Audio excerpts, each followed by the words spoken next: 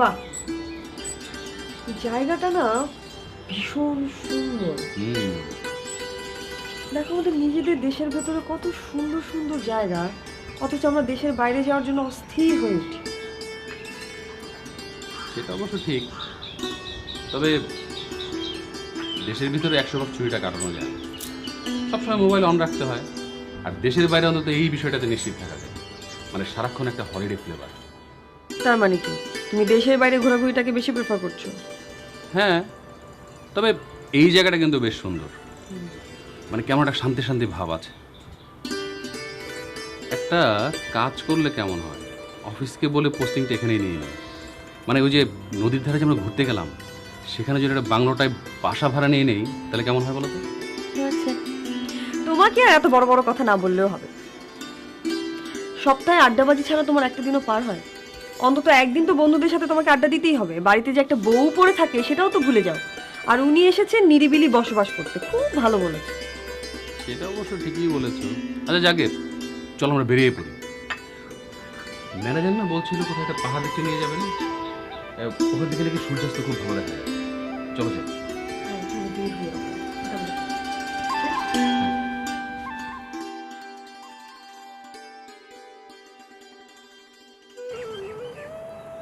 জায়গাটা কি অসম্ভব সুন্দর, তাই না?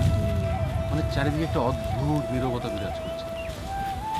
কত অজানা পাখির ডাক, সারা জীবন না এখানেই থেকে যেতে ইচ্ছে করছে। চলো না থেকে যাই। ধর্মসাগরটাও না বেশ লেগেছে আমার কাছে। কি অদ্ভুত নীরব এক দিঘি বলে।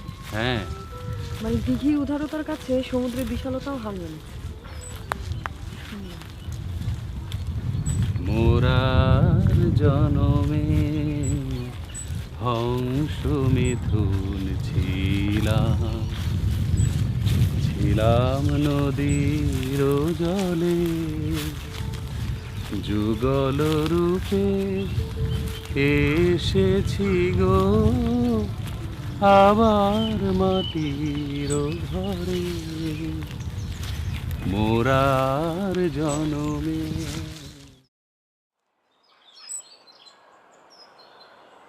পরশু যে আমরা এখান থেকে যাচ্ছি না, সেটা কিন্তু ফাইনাল। এখানে মনটা কেমন যেন বসে গেল। কিন্তু তুমি এখন কোথায় যাচ্ছ? এখানকার অফিস থেকে কিছু রিপোর্ট কালেক্ট করতে হবে, তারপর ঢাকায় ফোন দিয়ে বলে দেবো আর 1 সপ্তাহ আমরা এখানে থাকছি। আচ্ছা, তোমার এক কাজিন আছে না তিথি, ওর হাজবেন্ড তো খুব ভালো গান গায়। ওকে বলো না আজকে রাত্রে চলে আসতে, গরম গরম কফি খাবো আর গান শুনবো। কেমন হবে বলো তো? ভালো হবে, কিন্তু তুমি তার আগে তোমার অফিসের কাজগুলো শেষ করে আসো, পারলে তারপর একটা ফোন দিও ওদেরকে। ঠিক আছে, আসি তাহলে।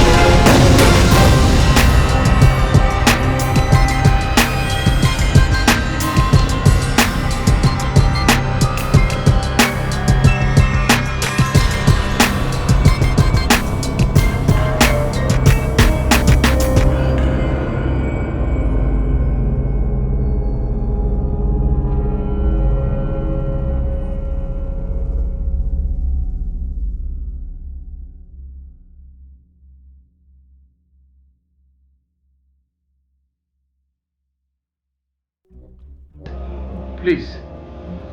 আশ্চর্য হয়ে গেল।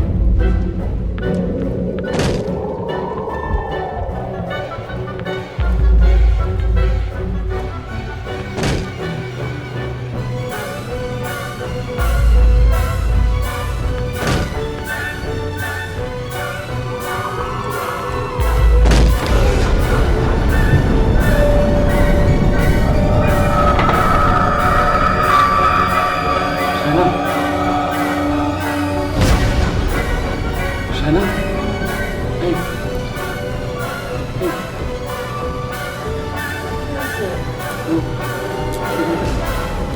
কালো একটা লোক, একটা লোক দাঁড়িয়ে আছে।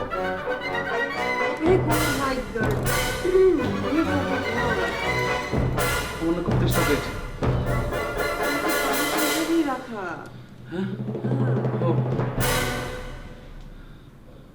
আরে কেউ নেই, হবে কোনো নাইট গার্ড? কেন? তুই পানি খাও, পানি খাও।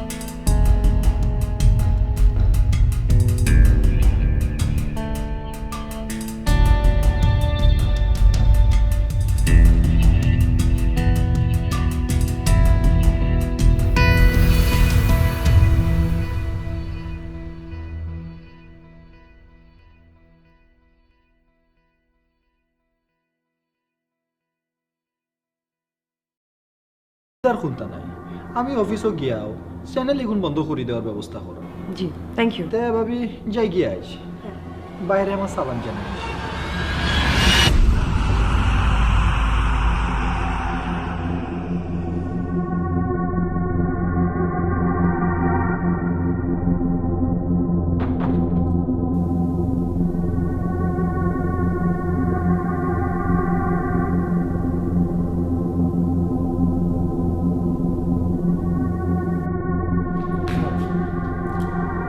লোকটা তোমাকে ভাবি ভাবি বলছিল কেন? কেন? আন্টি খালা চাচি এরকম কিছু বলা উচিত ছিল? আচ্ছা, কথা বললে তুমি এখন রেগে যাও কেন? ফুর্তিতে। তুমি তো আমাকে অনেক ফুর্তিতে রেখেছো, কি করব বলো? আচ্ছা, ওই লোকটা কে ছিল? আমাদের ডিশের লোক। তুমি কি ওনাকে চেনো?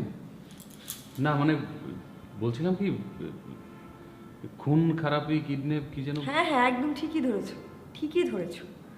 একজন মার্ডারার হায়ার করেছে, ও এসেছিল তোমাকে দেখতে, আর পুরো কাজটা করতে কত টাকা লাগবে সেটাও জানতে এসেছিল। আর আমি কি বলেছি জানো না, অ্যাজ আর্লি অ্যাজ পসিবল কাজটা যেন শেষ করে দেয়। তুমি আমার সাথে আর কি করছো না? যত সব।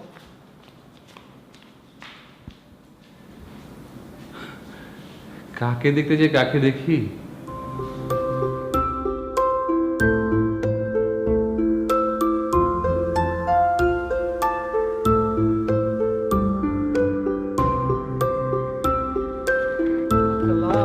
আসসালামু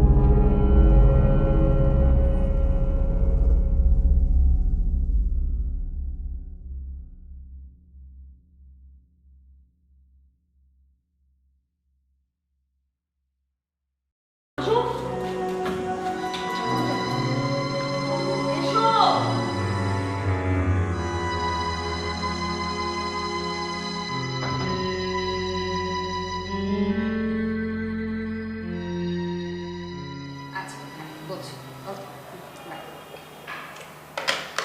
কি করছেন আজকে অফিসের পর? কি করব? অফিসের বাইরে বাসায় যাব। না, আমার তো মনে হচ্ছে অন্য ঘটনা। কি সেটা? না, আজকে আপনার সাজের মধ্যে কেমন যেন একটা যত্নের ছোঁয়া দেখা যাচ্ছে। আচ্ছা, সত্যি করে বলুন তো, আপনি কারোর সাথে দেখা করতে যাচ্ছেন না? গেলে যাব। আপনি তো আর আমাকে কোথাও নিয়ে যাচ্ছেন না, তো অন্য কারোর সঙ্গেই যাই। চলেন যাই, আজকে সন্ধ্যায় কোথাও কফি খেতে বসি।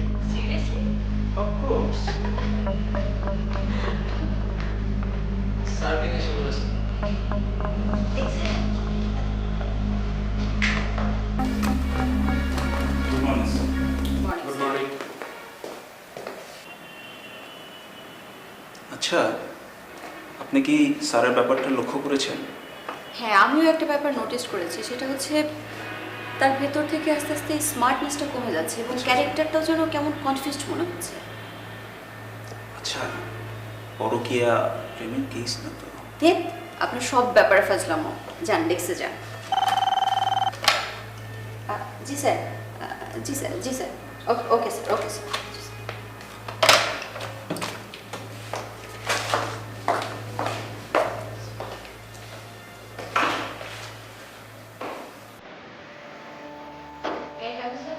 ইয়েস।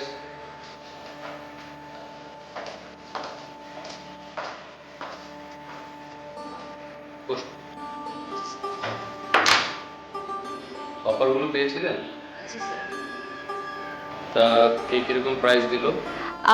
স্যার, অর্ক এন্টারটেনমেন্টের চেয়ে টাচ মিডিয়ার প্রাইসটা একটু কম আছে। আমরা যতটা ভেরিফাই করে দেখেছি দুই কোম্পানির কোয়ালিটি মোটামুটি কাছাকাছি। আপনি যদি একটু তাদের সঙ্গে বসতেন তাহলে আমাদের ডিসিশন নিতে একটু সুবিধা হতো। আচ্ছা, আর ওই শ্যাডো সিরিজের কি খবর? স্যার, আসলে লাস্ট টিএসটারডে আফটার লাঞ্চ তাদের সঙ্গে একটা অ্যাপয়েন্টমেন্ট রেখেছিলাম। তারা গতকালকে এসেছিল, 2 ঘন্টা আমাদের অফিসে বসেও ছিল, কিন্তু আপনি হুট করে অফিস থেকে চলে যাওয়াতে মোবাইলে আপনাকে রিচ করা যাচ্ছিল না। তাই আর কি। আচ্ছা ঠিক আছে, আমি ওদের সাথে কথা বলছি। জি স্যার। স্যার, এটা কি নিয়ে যাব? হ্যাঁ। আর মিস মনীষা, ওই শামীমকে বলবেন আমাকে একটা কপি দিন। Sure sir.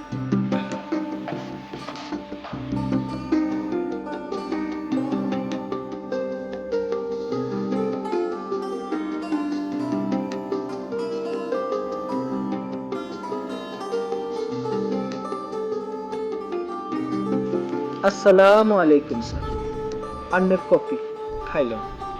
রেখে যাও। ঠান্ডা হইছে, খাইলাম। আন্নের নাকি শরীর খারাপ। হ্যাঁ, তোমাকে কে বলবো? তুমি এখানে কেন? স্যার কি রাখবো? আই আনে সব আই জয়েন করবো 3 মাস পরে আমি জয়েন করছি। বিয়া করছি, অফিসের দায়িত্ব আই তুমি যাওনি কেন? আর বুঝনে হত্যায় কোনো বিয়া চাই স্বর্ণ আন্নের বিয়া তো স্বর্ণ। আচ্ছা আচ্ছা ঠিক আছে, তো তুমি এখন যাও। এই শোনো,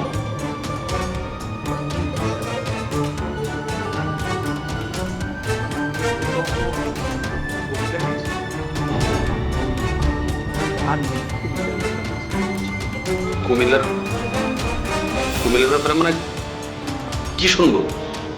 আর আপন মা তুমি আল্লাহ কেমন আর ছবি দেখি আর বসে আমিও করতে বসে দিয়ে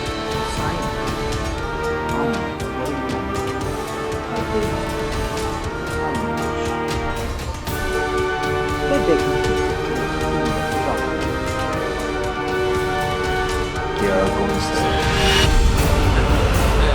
হ্যাঁ ঠিক আছে, যাবো। তুমি এখন যাও, আমি যাবো। ঠিক আছে খাইলাম ঠান্ডিছি।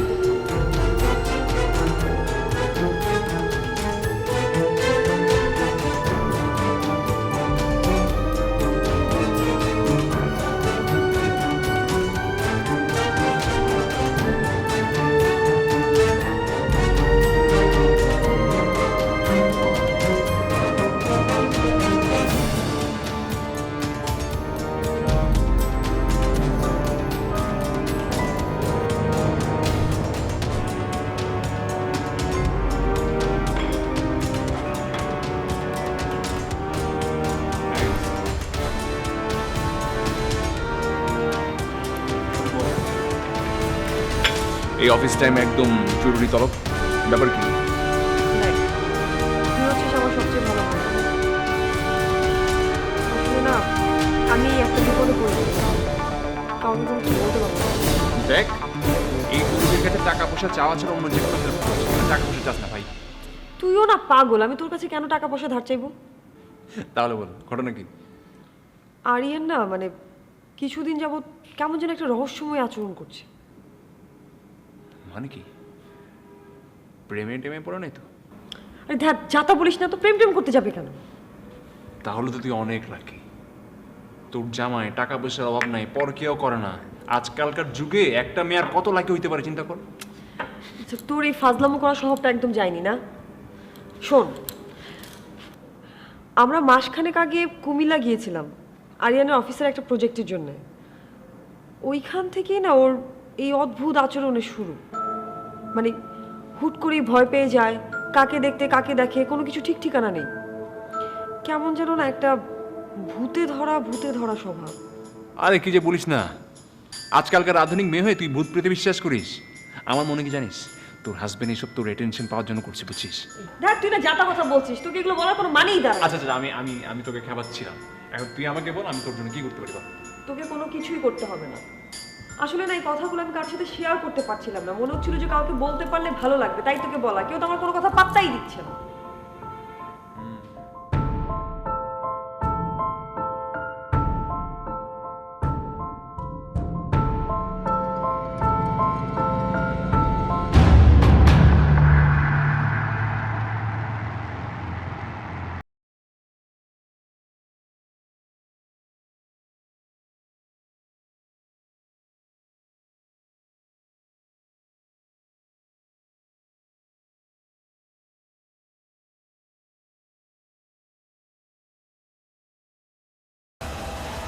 আপনি তো সব জানেন। আমি আপনাকে মারতে চাইনি, বিশেষ করে আমি আপনাকে একদম মারতে চাইনি।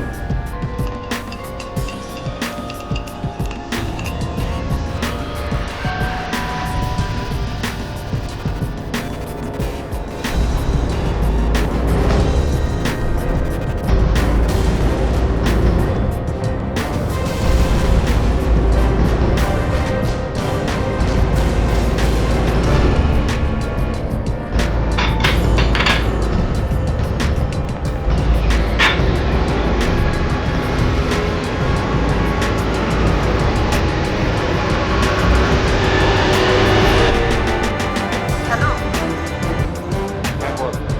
বিশ্বাস কর আমি আর পারছি না। আমি একদম হাঁপিয়ে গেছি। কেন, কি হয়েছে? নতুন কোনো কাণ্ড ঘটেছে নাকি? সেটা তো প্রতিদিনই কিছু না কিছু ঘটে। তাহলে তো ব্যাপারটা খুব চিন্তার।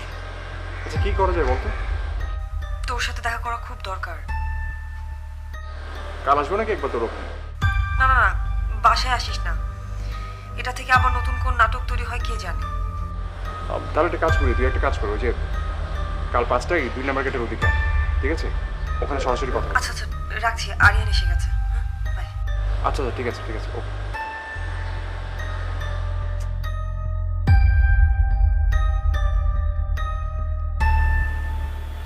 তুমি তো জানো উইকেন্ডগুলোতে আমার কিচ্ছু করার থাকে না, আর তুমিও তো একদম সময় দিতে চাও না।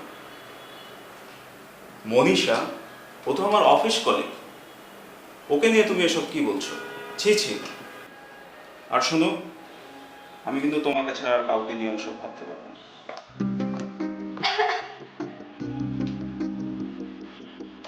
ফোনটা রাখছি, একটা জরুরি মিটিং আছে, সন্ধ্যায় দেখা হচ্ছে।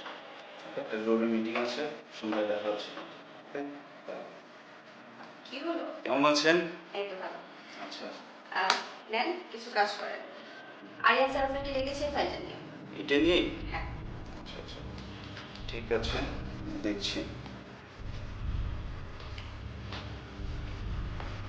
মিস্টার সিয়াম, আমি কিন্তু আজকে আপনার সঙ্গে কফি খেতে যাব। যাবেন তো? না মানে আরে ছাড়ুন তো, আমি তো আপনাকে ঘাবড়ে দিলাম। আমি আসলে আপনার সঙ্গে কফি খেতে যেতে চাই না। যান। ঠিক আছে।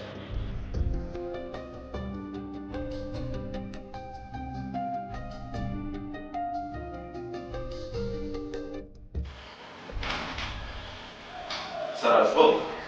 হ্যাঁ, আসুন। স্যার ফাইলটা। বসুন। Thank you sir.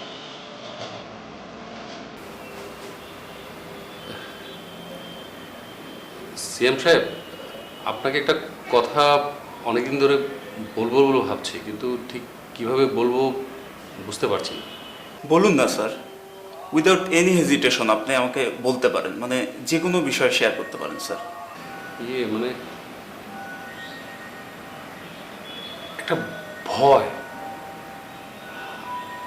মানে আমাকে সবসময় তাড়া করে বেড়াচ্ছে। ভয়? কিসের ভয় স্যার?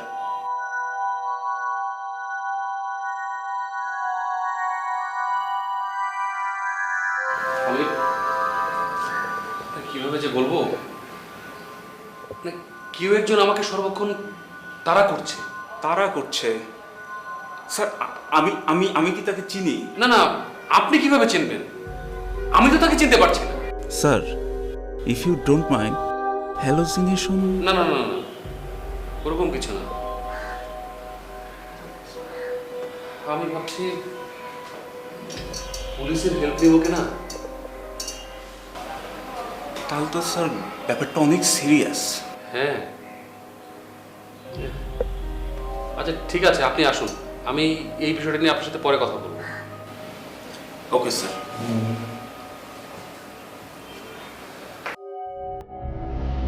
ভয় পাবেন না স্যার, আমি আছি।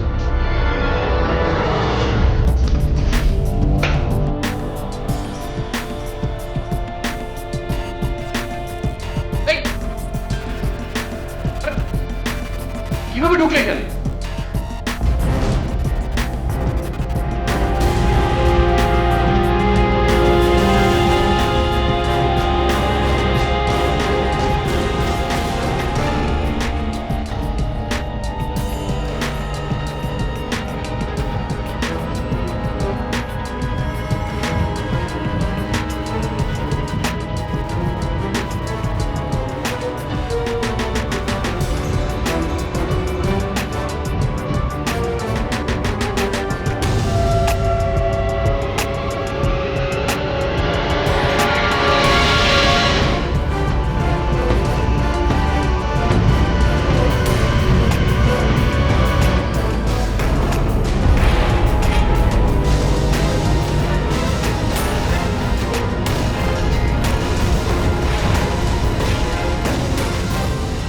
আমার না কিছুই ভালো লাগছে না। কি একটা মানুষ চোখের সামনে কি হয়ে গেল?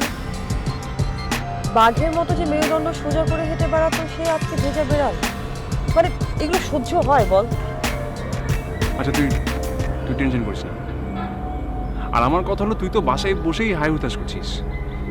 কোনো সাইকিয়াট্রিস্টের সঙ্গে কথা বলেছিস? সেই জন্যই তো তোর সঙ্গে দেখা করা। আচ্ছা, তোর একটা ফ্রেন্ড ছিল না যার বড় ভাই অনেক ভালো সাইকিয়াট্রিস্ট? আচ্ছা, ওনার অ্যাপয়েন্টমেন্টে নিয়ে দেওয়ার একটা ব্যবস্থা করবি? হ্যাঁ আমি সেটা পারবো, কিন্তু তুই কি আইরানকে রাজি করতে পারবি? আমি এখন পর্যন্ত তোর সাথে কথা বলে দেখিনি, দেখতে পারি। ঠিক আছে, তুই চেষ্টা কর, আমি আমি অ্যাপয়েন্টমেন্টের ব্যবস্থা করছি।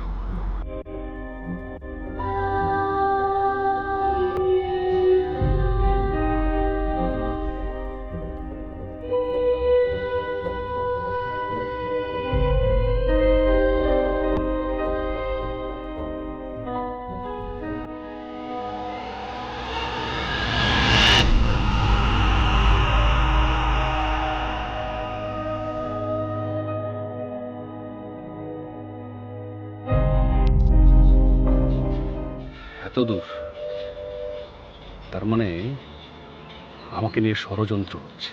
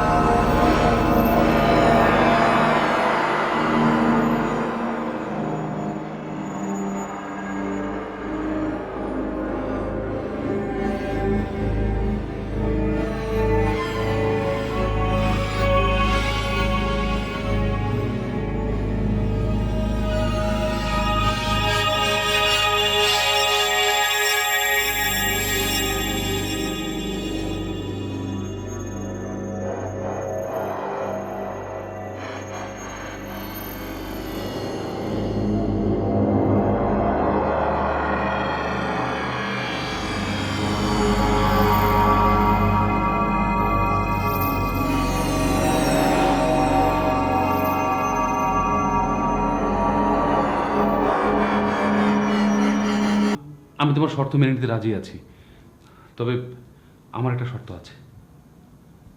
কিসের শর্ত? আমাকে তোমার সঙ্গে যেতে হবে, কারণ আমি যদি বাসায় একা থাকি তখন ওই লোকটা আবার আসবে আমাকে। ওয়েট, কোন লোকটা আসবে? কার কথা বলছো তুমি?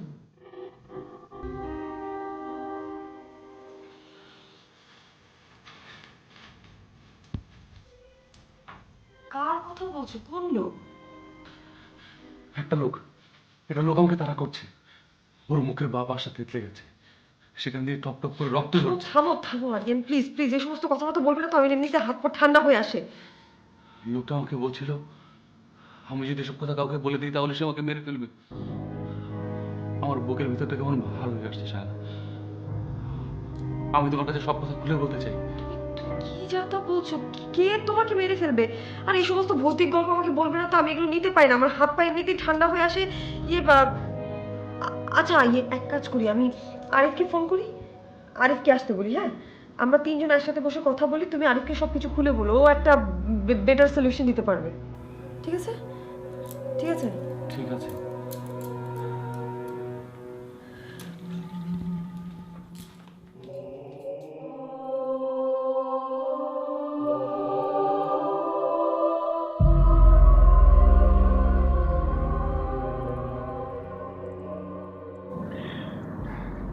আচ্ছা আরিয়ান ভাই, আমাকে একটু বলেন তো, মানে এক্স্যাক্টলি অ্যাক্সিডেন্টটা কীভাবে হয়েছিল, মানে কি ঘটেছিল আপনার সাথে?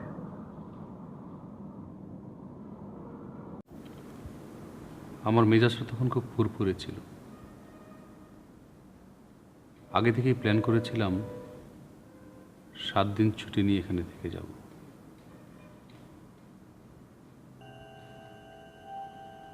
নির্জন রাস্তার মধ্যে আমি গাড়ি চালিয়ে যাচ্ছিলাম। রাস্তার দুপাশে সরু ঝোপঝাড়, মাঝখান দিয়ে সাপের মতো রাস্তা চলে যাচ্ছে, খুব মসৃণ রাস্তা। হঠাৎ লক্ষ্য করলাম একটা লোক রাস্তা পার হওয়ার চেষ্টা করছে। কিছু দূর যাওয়ার পর লোকটা রাস্তা পার হলো না। রাস্তার ঠিক মাঝ বরাবর সে দাঁড়িয়ে আমার দিকে তাকিয়ে থাকলো। গাড়িটা খুব কাছাকাছি আসতেই আমি হর্ন বাজাতে শুরু করলাম, কিন্তু না, লোকটা নড়ছে না।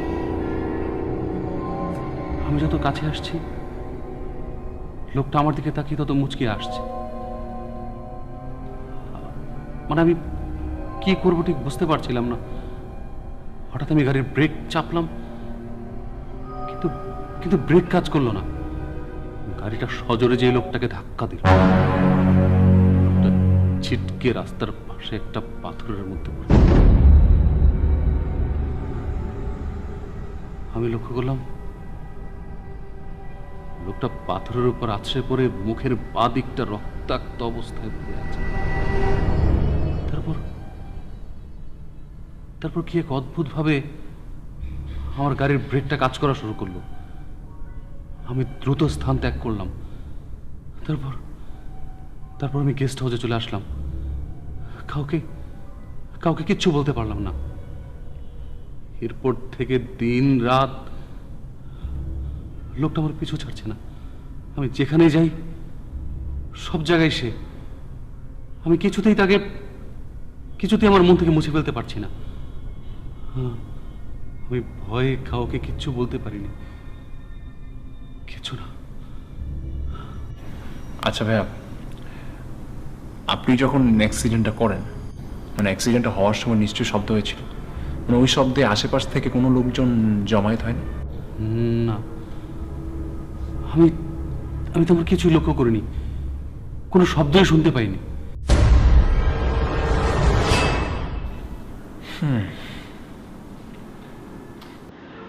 কিছু মনে করবেন না ভাইয়া, আমার মনে হচ্ছে আপনি কোথাও ভুল করছেন। না, ওর ভুল হচ্ছে না। পুরো ঘটনাটা আমার চোখের সামনেই ঘটেছে, বিশ্বাস করো। আমার চোখের সামনে সব ঘটেছিল, এটা মিথ্যা না। ঠিক আছে, যাই হোক, আপনি কোনো চিন্তা করুন। আর শাইনা, আমি দেখি খুব যত তাড়াতাড়ি সম্ভব ওই যে সাইকিয়াট্রিস্টের অ্যাপয়েন্টমেন্টটা নেওয়ার চেষ্টা করছি। এরপর ভ্যাকে দেখে, আর বাসা যদি রিল্যাক্সে থাকে ভ্যাকটা দিয়ে দিস, আমি আসবো। না না তুই নাটক জানিস। না না, আজ না, জরুরি কাজ আছে আরেকদিন। আর তাছাড়া ভাইয়া সুস্থ হোক, তারপর না হয় সবাই মিলে একসাথে খাবো।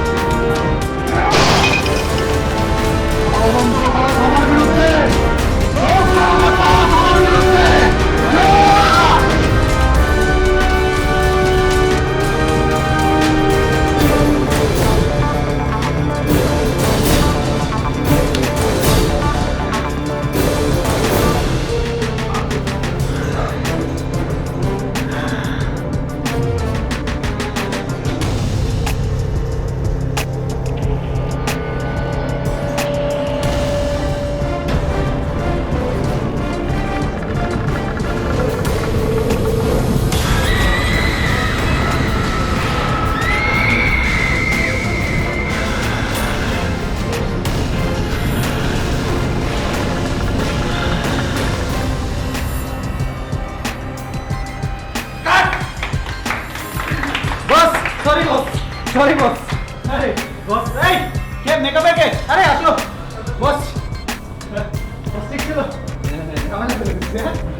Good shot. Thank you.